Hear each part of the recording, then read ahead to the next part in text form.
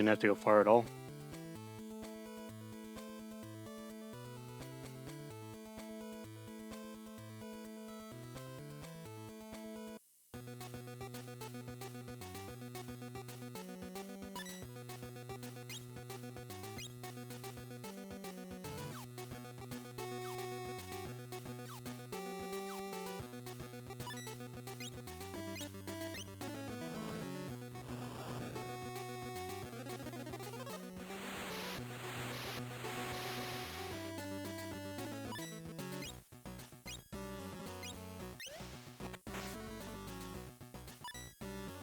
I like Victor's jump ability to close the space between him and enemies.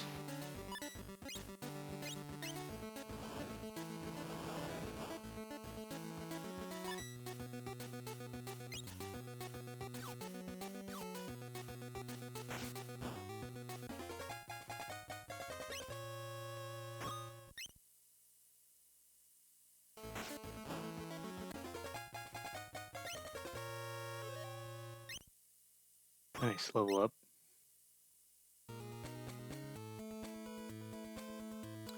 Here's the first flower bed, it looks like.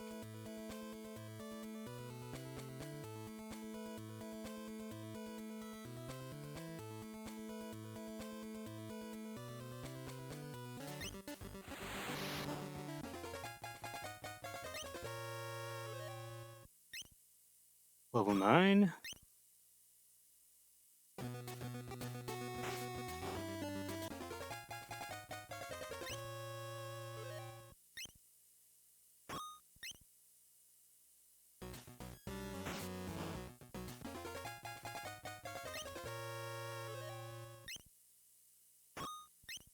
Nice, Victor's level 9.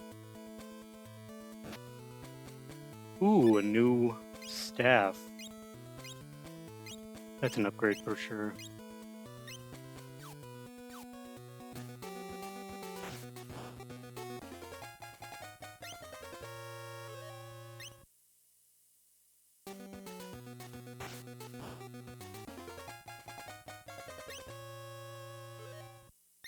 Nice, level 10.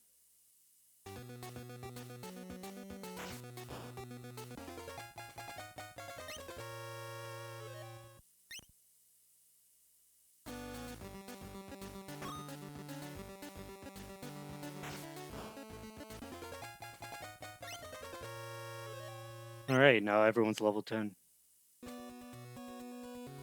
And this must be the second flower patch.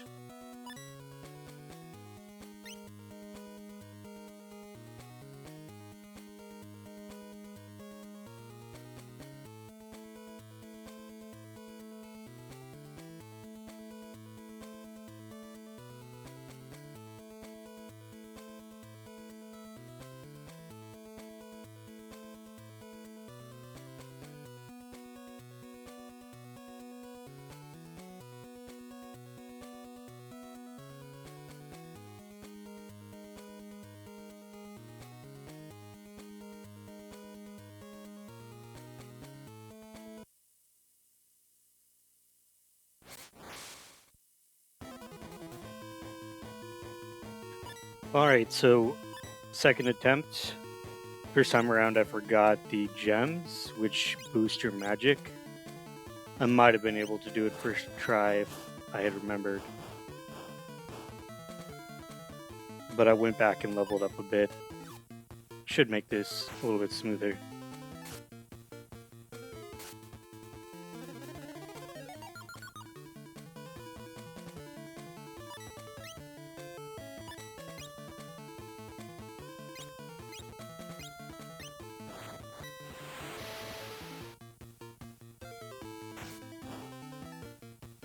It seems like taking out those little saplings first is the move, otherwise Victor dies pretty quick.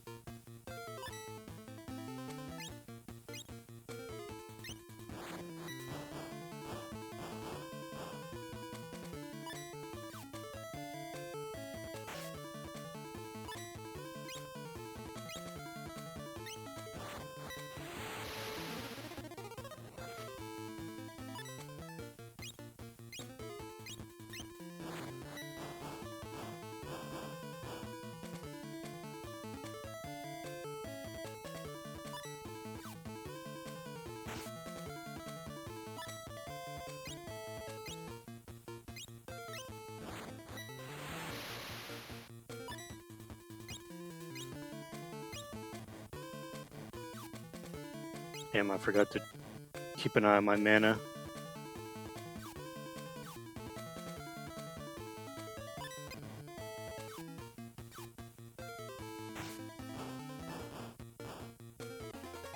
And I guess it didn't matter.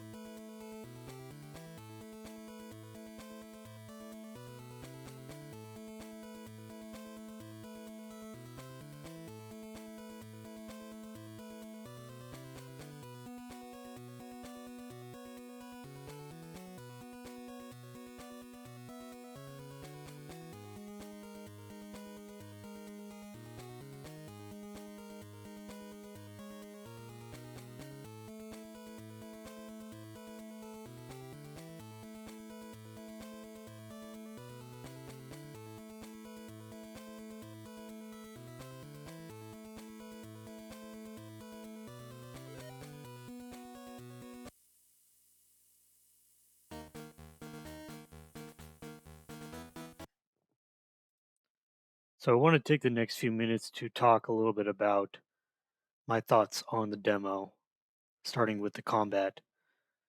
So if you couldn't tell, the game uses a hex grid system for movement and for attacks in combat. And it takes a little bit of getting used to because you don't use all of the directions on the D-pad. So what do I mean by this? If you were to look at the D-pad as like a compass and the cardinal directions, the directions you have available to you in this hex grid are north, south, northeast, southeast, northwest, southwest, meaning the left and right directions on the D-pad aren't used. Now, I want to be clear, this doesn't take away from the game, but it does take a little bit of getting used to. And it wasn't immediately clear to me at first, probably because I didn't read the README, the instructions that came with the game. But um, ultimately, like I said, it doesn't take away from the game. The next thing I want to talk about are a few minor complaints I had with the game. The first being the heat effect in both the desert and the volcanic cave. I wasn't a huge fan of that. It was pretty cool that they were able to do this, especially with the hardware limitations of the Game Boy. And ultimately, I feel like the distortion effect didn't add much to the game and ended up annoying me. The other complaint I had is something that all top-down RPGs on Game Boy suffer with to some degree, and that's if you have pathing NPCs, especially random pathing NPCs, sometimes they will path and block the direction that you want to go. This is most prevalent in the sewer area in Infinity. Just us, like I said, it's a slight minor annoyance, but um, a few times there was an NPC that was pathing either in front of the door I was trying to go through or um, blocking one of the narrow passages in the sewers. And to be fair, I don't know how the pathing for these NPCs is programmed. I just wish the devs would take special care to make sure that this doesn't happen. So anyway, that's the end of my minor complaints of the game. I'm really excited for this game to come out. Like I said, I am a fan of tactical RPGs. I'm really excited to see a new one coming to the Game Boy and Game Boy Color. If you're interested in this game, it's available for pre-order on Incubate Games website with a release date of December 22nd, 2025. Thanks everyone for watching, and I'll see you in the next one.